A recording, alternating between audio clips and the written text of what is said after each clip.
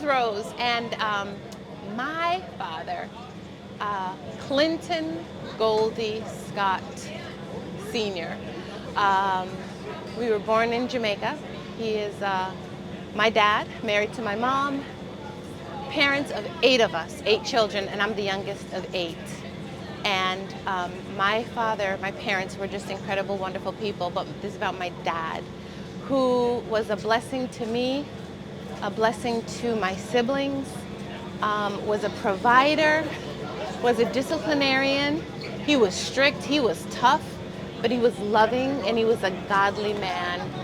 He taught us so many things, but he taught us and instilled in us our faith in God, and faith in family, and the importance of family, the importance of finances, of money, of giving to God and then giving to others.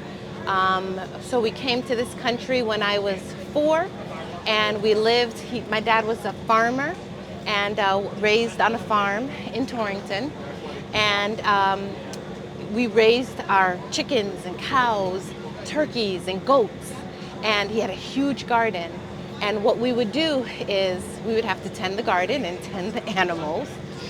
But what I learned was what we would do is harvest from the garden, and we would bring it to church, and we would just give out food to the people. This was important to my mom and to my dad, but particularly my dad. And we would just give out food from the garden, and they would be so happy to get this fresh produce.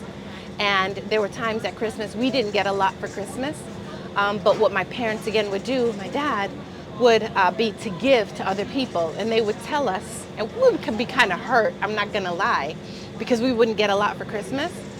But what that was we didn't get a lot because he was giving to other people who didn't have what we had. And so he just taught us about loving others, loving God, loving others, loving our neighbor, and taking care of each other. And he was a blessing to me. He passed away 3 years ago, and he is forever, ever in my heart. And I can't wait to see him again one day.